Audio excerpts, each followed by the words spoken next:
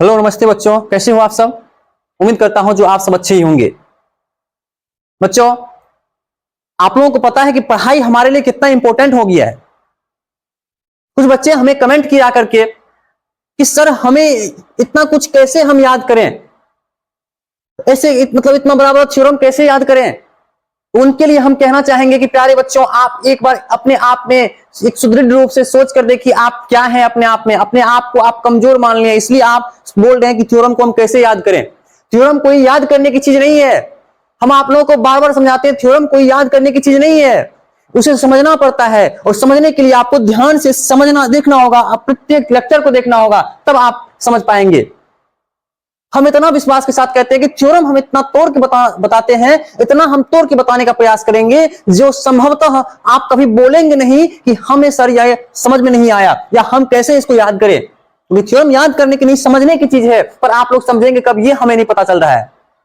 और आप लोग आखिर कमेंट में बोलते हैं कि सर इसे कैसे याद करें। तो हमें पूर्ण यकीन है कि आप वीडियोज को देखे नहीं है, बस बढ़ा करके बीच में जाकर के देखे होंगे, इसलिए आप बोल रहे हैं कि हमें एक थ्योरम कैसे याद करें। एक बार आप हम पे भरोसा करके बस शुरू से अंत तक एक थ्योरम को देखिए, कोई एक लेक्चर खोल करके हमारा क्लास 12 के फिजिक्स का, फिर आप हमें बताइएगा, फिर आप हमें बोलिएगा कि सर ये थ्योरम कैसे याद करें। उम्मीद करता हूं जो आप सब ये बातें समझ गए होंगे। आप हमसे कभी नहीं बोलेंगे तब फिर दोबारा कि सर थ्योरम को हम कैसे याद करें। बस एक बार एक मौका निकाल करके, एक बार समय निकाल करके बस एक वीडियोज को पूर्ण वॉच करें, फिर आप लोग देख लेंगे आप अपने आप में क्या मिसाइल है। अपने आप को पहचान ही नहीं पाते हैं, आप लोग डरते हैं फिजिक्स को रटने से रटते हैं और समझने से डरते हैं। कैसे कैसे समझे, कैसे समझने वाला चीज थोड़ी है, याद कर लेंगे। बहुत शिक्षक बोलते हैं याद कर लो, याद कर लेते हैं हम लोग। अरे साइंस याद करने की चीज है ही नहीं, हम तो रोज बताते हैं आप लोगों को। साइंस एक समझने की एक सब्जेक्ट है। साइंस में मैथ भी आता है, मैथ को हम कैसे समझते हैं। कभी आप कहे हैं कि हम मैथ को याद करते हैं? नहीं कहते हैं। हम लोग बोलते समझते हैं, तरीका याद है, हम बना लेते हैं मैथ। अरे वही फिजिक्स भी है, वही साइंस है, साइंस का ही तो एक भाग मैथ है हमारा। तब समझेंगे आप लोग, साइंस का ही एक भाग जब हमारा मैथ है और मैथ को हम समझ के बनाते हैं, तो फिजिक्स भी तो साइंस का ही एक पार्ट है। तो हम काहे के लिए इसको रटेंगे, समझेंगे काहे नहीं। अगर एक बार समझ गए ना आप लोग, सही से लाइन पे चढ़ गए ना आप लोग, तो आप जरूर कहेंगे कि फिजिक्स और मैथ में कोई फर्क ही नहीं है। मैं मानता हूं कि थोड़ा फर्क है, पर आप लोग कभी नहीं कहेंगे कि मैथ और फिजिक्स में क्या कोई फर्क है। नहीं, बिल्कुल नहीं। अब इसके बाद आप लोग नहीं कहेंगे, हम आपको मौका बिल्कुल ही नहीं देना चाहते हैं कि आप लोग हमें ये बोले कि सर ये कैसे याद होगा। नहीं, बिल्कुल नहीं।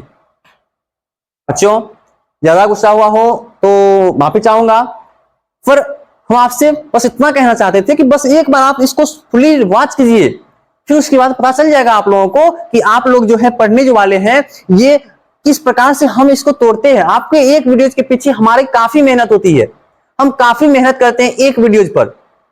हमें पता है हम थ्योरम को फटाक से छाप सकते हैं, लिख सकते हैं, हमें वो भी पता है।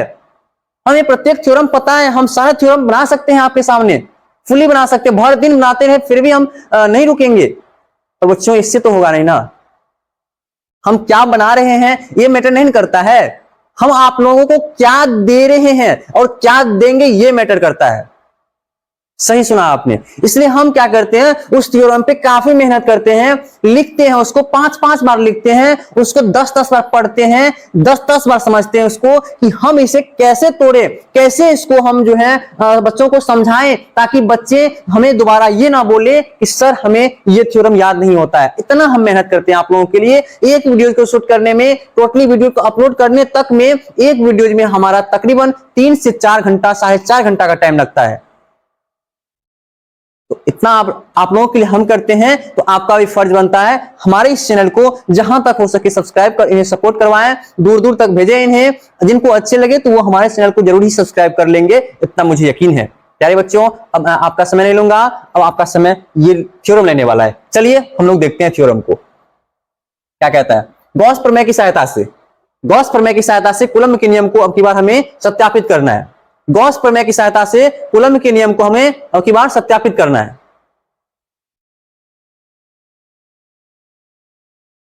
तो आइए हम लोग इसे प्रूव करने का थोड़ा सा प्रयास कर लेते हैं। सबसे पहले हम एक कोई पृष्ठ बना लेते हैं, गोलीय पृष्ठ ही बना लिए। इस बिंदु का नाम दे देते हैं O। इस बिंदु का नाम क्या दे दिए? O। आंख पे इफेक्ट पड़ जाता है थोड़ा सा बेसी। इस बिंदु का नाम दे दिए O। उसके बाद यहाँ पर प्लस Q आवेश स्थित है हमारा, यहां से जो है R दूरी पर, कितना दूरी पर? R दूरी पर हमारा P एक बिंदु है, P एक बिंदु है जहां अल्पांश क्षेत्र काटे हम, P एक बिंदु है। अब यहां से हमें एक चीज और भी निकालना होगा, विद्युत क्षेत्र की तीव्रता। और हम लोग देखें तो यहाँ पर हमें कहीं ना कहीं जो है संपूर्ण विद्युत फ्लक्स से निकालना पड़ेगा फाई, तो इसके लिए अल्पांश क्षेत्रफल डीए हो गया हमारा। इतना कुछ हमें कर लेना है। इतना कुछ करने के बाद जो हम चलेंगे आगे, वो चलेंगे इसके विषय में कि कूलम्ब के नियम को कैसे इससे हम सत्यापित करें। तो इसके लिए हमें कुछ बेसिक चीजें समझना होगा कि कूलम्ब का नियम हमारा जो है वो कहता क्या है। तो कूलम्ब के नियम के लिए स्पेशल हम एक आप लोगों को व्यंजक दे चुके हैं, एक वीडियो दे चुके हैं जहां हम कूलम्ब के नियम को बहुत ही डीप में जाकर के समझाए थे। उम्मीद है जो आप लोग उन्हें देखे होंगे, अगर नहीं देखे हैं तो आप लोग कृपया जाकर के उन्हें देख ले। चलते हैं हम लोग आगे अब इसे प्रूव करने के लिए, ये हमारा कैसे प्रूव होगा। तो इससे पहले हमें भाषा सब लिखना लेना होगा। इसका भाषा जो लिखेंगे यहाँ पर एक इसे हम मान लेंगे क्या है, ये हमारा गॉसियन पृष्ठ है, सॉरी गॉसियन स्फेरिकल, ये हमारा गॉसियन स्फेरिकल है। और इसमें जो है बिंदु O पर प्लस Q आवेश स्थित है, यहां से R दूरी पर विद्युत क्षेत्र की तीव्रता E है और एक अल्पांश क्षेत्रफल जो है वो D है। हम लिख लेंगे यहां पर माना कि, क्या लिखेंगे? माना कि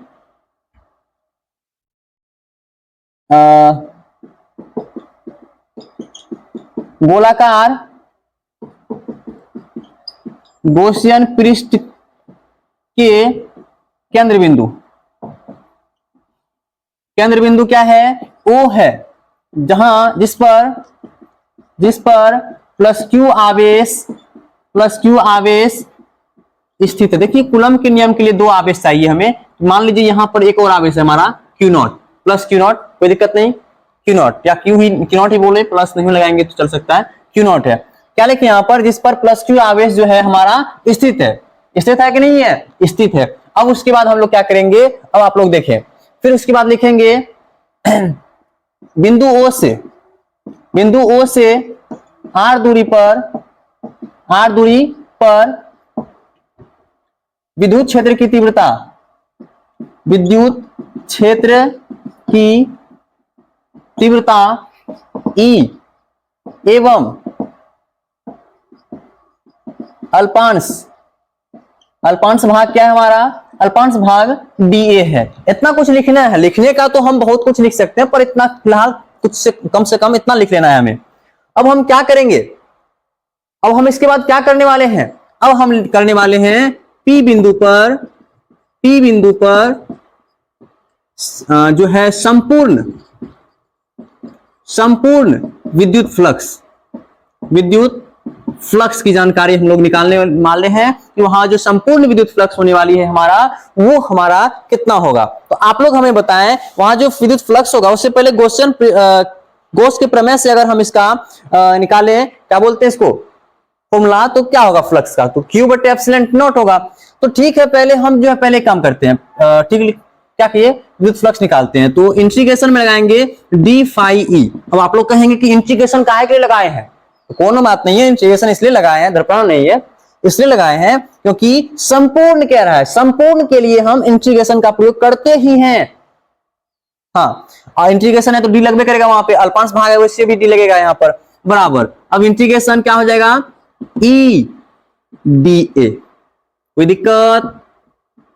एनी प्रॉब्लम? प्रॉब्लम नहीं है। चलिए आगे देखते हैं। अब इसको अगर हम लोग बनाएं तो एक स्टेप हम और लेके चलते हैं। डी फाई ई बराबर, यहां देखिए vector A dot vector B आ गया। हम इसका पुनः फॉर्मूला लगाएंगे ए बी कॉस थीटा, यानी कि इंटीग्रेशन में E D A cos theta. कोई दिक्कत? अब उसके बाद एक स्टेप चलते हैं यहाँ पे। तो देखिए इसका इंटीग्रेशन करेंगे तो हमारा निकल के आएगा फाई ई। और यहाँ पे देखें आप लोग, एक स्टेप हम कर लेते हैं, ई बाहर होगा, कांस्टेंट है, यहाँ पे डी ए कॉस। अब देखिए थीटा का मान वहां पे कितना होगा, पूरा दोनों समांतर रेखा है, वहां पे थीटा का मान 0 होगा। हम लिख सकते हैं थीटा बराबर कितना? 0। तो यहां पर जो फाई ई का मान निकलेगा, ई इंटीग्रेशन डी ए कॉस 0 का मान 1 से डी ए में गुना होगा, फर्क ही नहीं पड़ेगा। चलते हैं आगे। अब यहाँ पे फाई ई का मान क्या आएगा आप बताएं हमें। डीए का जो क्या बोलते हैं इसको, इंटीग्रेशन आएगा, कितना आएगा हमारा, तो इसका इंटीग्रेशन ए आएगा हमारा, तो हम लिख लेंगे फाई ई बराबर ई ए। ये हमारा फाई ई का मान सिर्फ और सिर्फ आया हुआ है। अब देखिए फाई ई भी निकल चुका है। अब हम लोग क्या करें यहां पर, जब हमें फाई ई भी मिल ही चुका है तो हम यहां पर गॉसियन पृष्ठ लेकर के एक बार प्रयास कर लेंगे इसको बनाने का। देखिए गॉस प्रमेय से फाई ई का मान होता है क्यू बटे एप्सिलॉन नॉट। अब उसके बाद ई ए है, हम लिखेंगे ई ए। अब देखिए ए का मान अगर हम लोग बैठाना चाहते हैं तो बैठा सकते हैं। ए क्षेत्रफल है और क्षेत्रफल किसका देखेंगे, इस गॉसियन पृष्ठ का। और इस गॉसियन पृष्ठ को हम लोग क्या माने हैं, एक गोला माने हैं, तो इसका पृष्ठीय क्षेत्रफल होता है 4 पाई आर स्क्वायर, त्रिज्या है आर, आर स्क्वायर, सही है। अब यहां से हम एक बार विद्युत क्षेत्र की तीव्रता निकाल लेते हैं। तो निकालें तो यहाँ पे ई को छोड़ देते हैं वहीं पर, इधर जो है ना ये गुना में है, इधर आएगा तो भागाम होगा, ये होगा हमारा क्यू बटे एप्सिलॉन नॉट गुना ये इधर भागाम हो जाएगा 4 पाई आर स्क्वायर, हो गया। Any problem. उसके बाद ई बराबर, मान लीजिए क्यू को साइड कर लेते हैं, मान लीजिए ऊपर में कुछ नहीं 1 है, 4 पाई एप्सिलॉन नॉट को एक साथ कर लेते हैं, 4 पाई एप्सिलॉन नॉट, फिर आर स्क्वायर को साइड कर लेते हैं, क्यू को भी साइड, तो क्यू बटे हम आर स्क्वायर लिख सकते हैं। बात एक ही, वहां पर हम अलग कर ले स्टैंडर्ड लगने लगा, अब लगता है हाँ अब हमारा बन रहा है। अब देखिए अब इसके बाद हम लोग क्या करने वाले हैं, आप लोग बताएं क्या करने वाले हैं इसके बाद। इसके बाद हम पुनः जाएंगे, हमें विद्युत कूलम का नियम निकालना है और कूलम के नियम में एफ ना निकालना है हमें।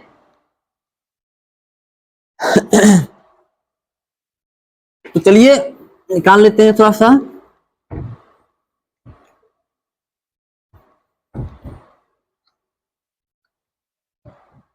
देखिए अब यहां पर हम एक बार लिख लेते हैं। अब जो हम लोग यहां पे करेंगे, यहां पे हम लोग क्या करेंगे, हमारा ई निकल चुका है, ई बराबर 1/4 पाई एप्सिलॉन नॉट क्यू बटे आर स्क्वायर निकल चुका है। तो अब हम बिंदु पी पर क्यू नॉट आवेश जो है उसके कारण हम निकालेंगे बल।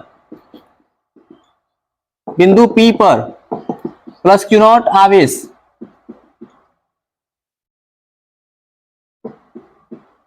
के कारण जो बल होगा क्या होगा।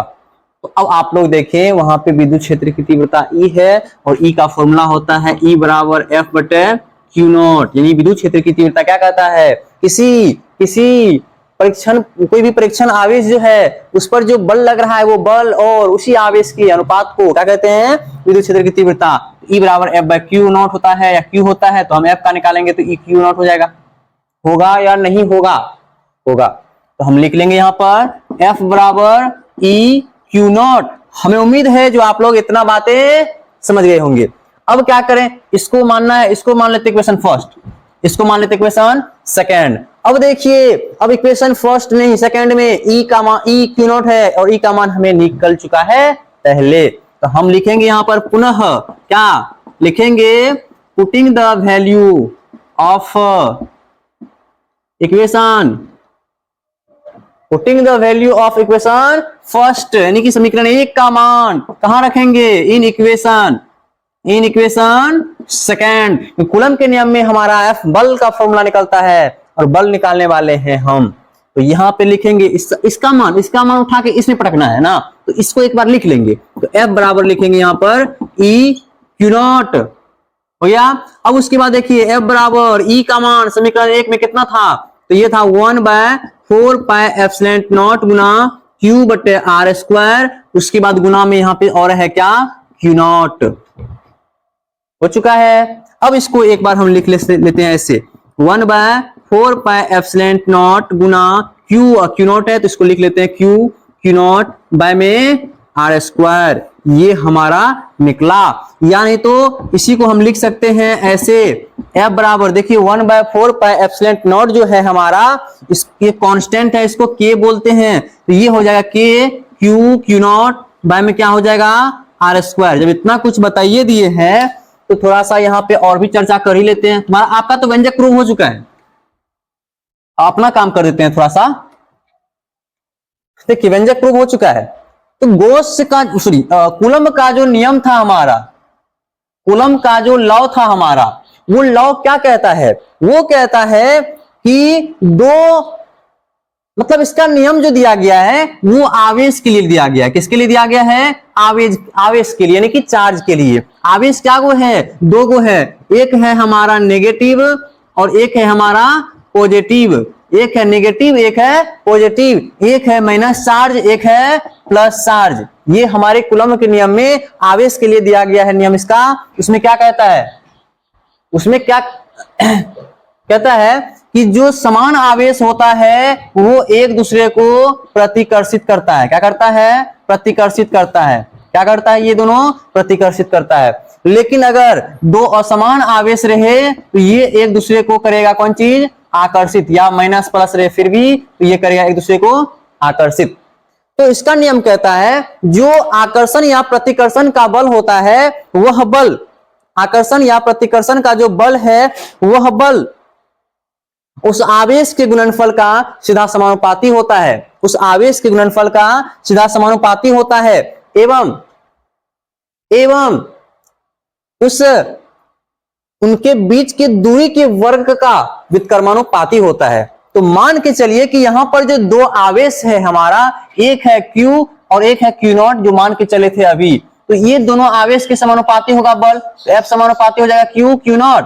ये उसके बाद यही व्युत्क्रमानुपाती होगा उनके दूरी के वर्ग का। इन दोनों को अगर एक साथ हम लोग करें तो यहां पर हमारा ये आएगा F समानुपाती Q0 बाय आर स्क्वायर। तो इसी को लिखेंगे F बराबर K Q0 bye are square. तो देखिए आप लोग कूलम्ब के नियम इस प्रकार से हमारा सत्यापित होके निकल चुका है।